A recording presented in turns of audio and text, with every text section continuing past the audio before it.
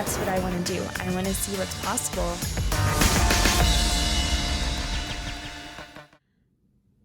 Hi! Thank you so much for tuning in to today's episode. If you're new, welcome. If you're coming back, thank you so much. It's great to see you again.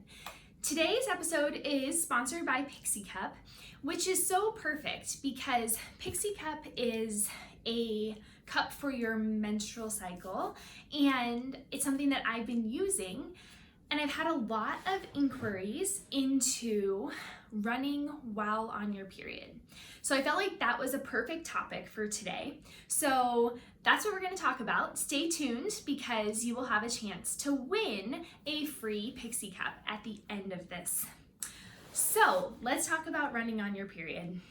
This is something that I have had a lot of interest in learning more about over the past couple of years, and here's why. I started to realize that there was a pattern and a trend in when I would completely bomb workouts. And I mean, not just like I didn't feel great in a workout, like laying on the track, hyperventilating, unable to finish a workout, type of bombing a workout. And it always seemed to happen a few days before I got my period. And so I started to look into this because years and years and years of trying to figure out why I'm having these terrible workouts, that seemed a little sporadic at first, actually was starting to make sense. And what I found through some looking into things was that leading into your period, hormones are obviously shifting. Body temperature is increasing, heart rate is increasing, and those things lower your VO2 max. So they lower the ability for you to run as fast as you would like. And it's not always the case. I've had great races when I've had my period. In fact, I ran my half marathon PR when I had my period. So it doesn't mean that we can't perform. It just means that we need to have an understanding of perhaps our body won't be performing optimally for us, and maybe make some adjustments. And sometimes it's helpful to just have the knowledge and know, hey, if I don't feel great, it's okay. And I know why, and I'm gonna feel good in a couple days. And so not stressing out emotionally over it can also decrease the stress on your body and allow you to actually have a good performance or a good workout that day. So a couple of the symptoms that I was experiencing is, this feeling of like fatigue, working harder than what I feel like I should be for the effort that I'm putting forth or for the pace that I'm getting on that day. My breathing feels really off. I feel much more tired. I get sore more easily. So if I were to lift hard or to have a really intense workout, I would wind up more sore than what I typically would expect to feel. I feel like I have to take much more frequent bathroom breaks, that my stomach feels kind of icky. I get side stitches way more easily. I have trouble sleeping, and I feel more dehydrated. And so these are all symptoms that I was kind of having around a couple days before I got my period and then a couple days into it. And then I would start to feel better at like day 3 or so. And as a coach, I've talked to a lot of my clients about this, and it's interesting because it does kind of impact different people in different ways. So I have some clients who feel totally fine the week leading in, but it's right when they first get their period that they really struggle. I have some clients who don't feel that good throughout the end of their cycle and into that like next week after.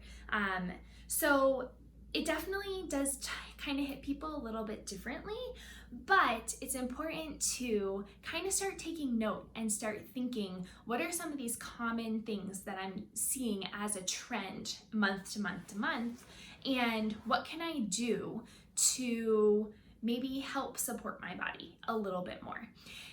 And so that's what we're going to talk about next. What can we do to make running while on our period at least okay. It may not be perfect, but we can at least make it better if we're conscious about it. So the first thing that I did is I started recording on the Fitter Woman app. And I would just input, the dates of my period and keep track of it on that. And what it does is it would give me recommendations for each phase throughout my cycle of kind of, this is a great time to optimize training because your body is recovering really well, your hormones are in a good place, and you should be feeling pretty strong. This is when you're not going to be feeling as good, your inflammation is going to be increased, you may need to take an extra recovery day, stay in tune with your heart rate, and different types of things so that you can make sure that you're not overtraining or over fatiguing your body. It provides recipes for helping get in the nutrients that can really support your cycle. And so that's something that I've started to incorporate, is eating more fish that week leading into my period and while on my period, and also taking more fish oils. And I have noticed significant decrease in the amount of cramps that I have, and like that icky feeling and the intensity of the fatigue just from making that change, which has been really cool.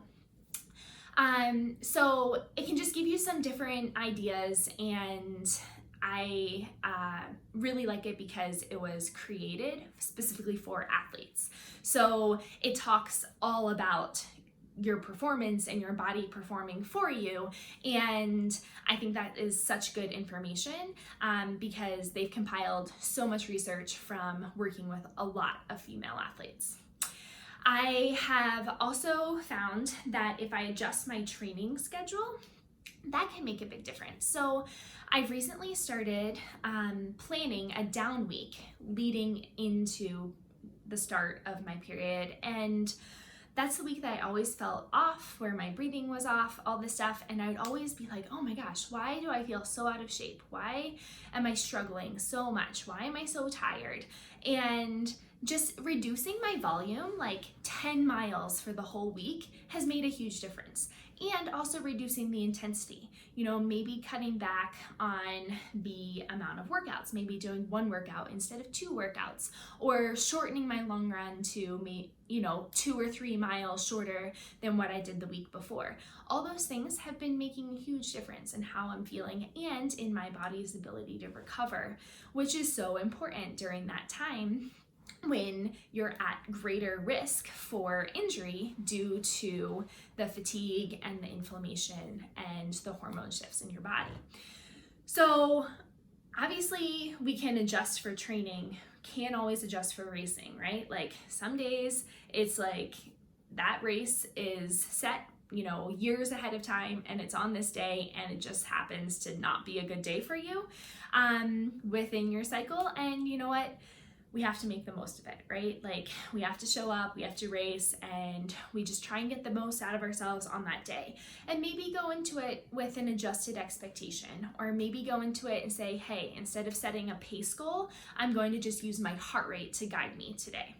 Or I'm going to use my effort to guide me today, and see what effort is right today and what I can get out of myself, given where I'm at. And I've had great races when I've been on my period, and I've had great races when I haven't, and I've had bad races on, and I've had bad races off. So, there's other factors, of course, that play into this as well. But it's just good to, tuck away and remember. I do have some clients who literally plan their race schedule around their cycle. And they're like, I don't feel good. I don't want to race when I have it. And so I'm just going to plan accordingly because I can, because it's very consistent. That wasn't always the case for me. My cycle wasn't always exactly 28 days, so sometimes it would fall on a race when I wouldn't think that it would. And so sometimes you can't control that, right? And so we can just do the best we can. So I hope that these are some ideas that can help you kind of figure out how to adjust and how to kind of bring about an awareness of when you're going to be responding well and when maybe you need to lower your expectations. And so next I want to shift and talk a little bit more about the Pixie Cup. So the Pixie Cup is something that I started using about 6 months ago, and I was really skeptical at first. I've always used tampons to run in, and I just was like, is it gonna feel weird when I run? No, I don't feel it at all. It feels great because I don't leak, there's no strings, which is always a stress as a female runner in your tiny little shorts. And I also don't have to change it as often. So I've literally had races where I've like almost bled through because I didn't have the ability to change my tampon during that time. And so the nice thing about this is that it can last. For me, the first like day or two, I dump it like about after 6 hours, but after that it's every 12. And so that's been so nice, not only for running, but because of chasing a toddler around. I don't have time to do that. If I'm traveling, I don't want to have to change a tampon multiple times in different restrooms. So I found this to be really helpful. I also really like it because it says, empower others and give back, live free. They have a buy one, give one. So if you buy one, they give one to someone in need, and they last for years. So they're super eco-friendly, which I really appreciate because I try to live a lifestyle where, we at least try and support and encourage our lifestyle to, be environmentally friendly and to not put as many things in the landfill as we can avoid. So I really liked that. You can get them on Amazon, which is great. They also have their website. And so I'm going to be giving a free one of these away to one of you who are listening right now. So if you subscribe to my channel and you write a comment beneath, I'm going to select one person, I'll send it out to you, and you can give it a try. So I find it to be great when running, and I hope that you do too. All right, until next time, I appreciate you tuning in, and I look forward to whatever topic is coming next. See ya.